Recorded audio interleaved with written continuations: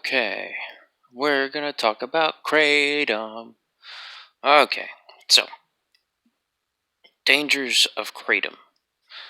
Now, Kratom, if you're from the. Never mind. Okay, so dangers of Kratom. It's a southeastern Asian plant or a tree, depending on how you want to. Whatever. So, basically, in high doses, morphine or Kratom feels like morphine. That's what I was trying to say. I'm sorry. And in low doses it's like a stimulant like coffee, but I'm so sorry, God, I just ate pizza. Okay, Kratom, it doesn't really feel as good as like traditional opioids. It's basically a mood enhancer that has some aspects of like feeling like an opioid, and it's also a stimulant. So it's a very interesting drug, and yes, it is. Um, Now, what people don't know is that you can become dependent on kratom. Okay, and I had to burp, and the withdrawal symptoms feel like if you were to come off of cigarettes and like perk tens at the same time, but not quite as bad because it doesn't interact the same way. So you don't want to be using this. It, I know people use it for like going through withdrawal, and they use it to lessen the symptoms a little bit. Some people use it to like get a burst of energy at work or something like that, make them feel good throughout the day. I totally get that. I truly get that, and I understand. But you don't want to become dependent on any substance, whether it's cigarettes, like weed, or pills, or any of the hard drugs. You just don't want to, okay? Bad things happen. You'll do horrible things to get your drug of choice.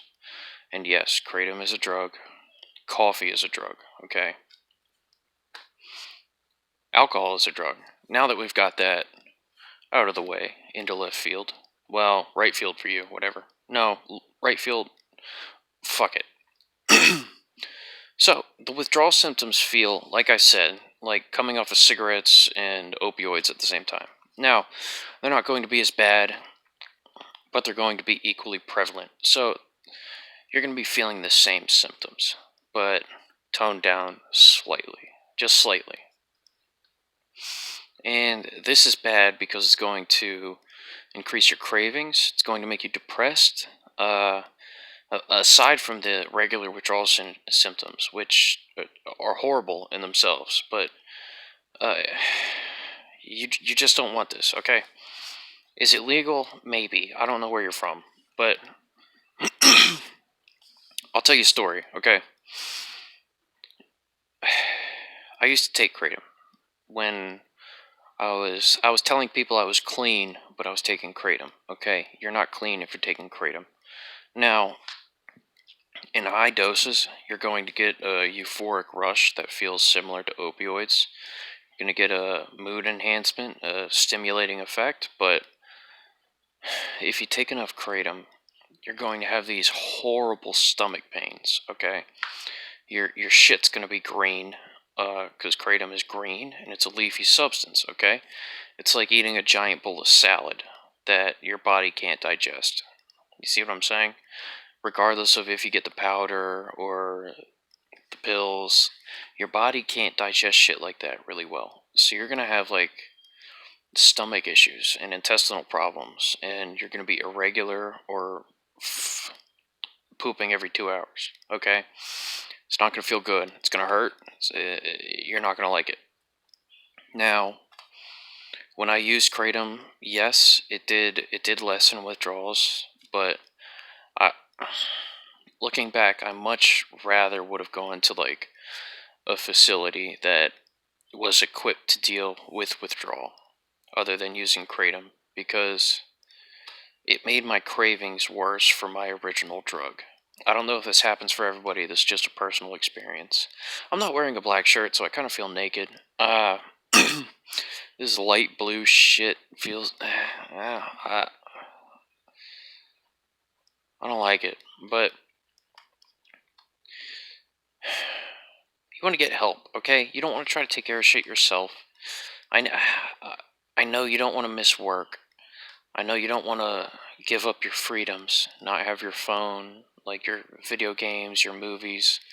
I know you don't want that, but you don't want addiction even more, okay? It's not good. You're going to end up doing something you'll regret for the rest of your life, like I have many times.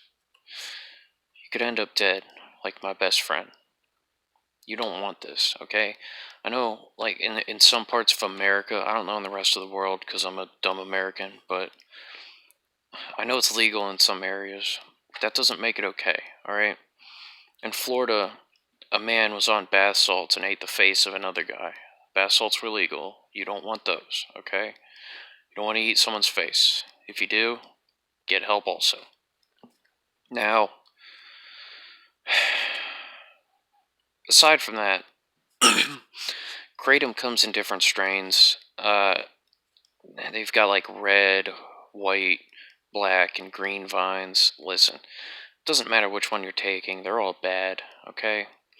They're almost as bad as regular opioids, but you'll hear stories about people ODing on this shit. You can do it. It takes a lot, but people want to get high, right?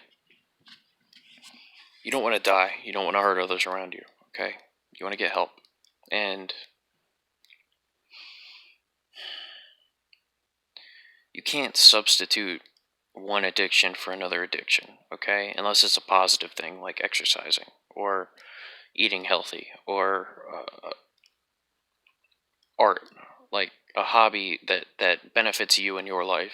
You understand? So you can't be like, "Oh, I'm off benzos, better drink alcohol." Like, what? What? It doesn't work like that. You understand? Like, I know I just said you understand twice in a row, but fuck you. That's like coming off opioids and going on kratom and being like, "I'm all better." You're not. You're not all better. You need to get help. All right. All right. I'm coming up on like the end of my recording time. Uh, ask for help. No one's going to look down on you for it. They're going to praise you for it. Everybody wants you to be healthy. Okay. Like, I remember I felt ashamed asking for help one time, but when I did ask for help, everybody was so excited. They were so happy, okay? No one's going to look down on you. And I think that's all I have to say for today. Thanks, Tony.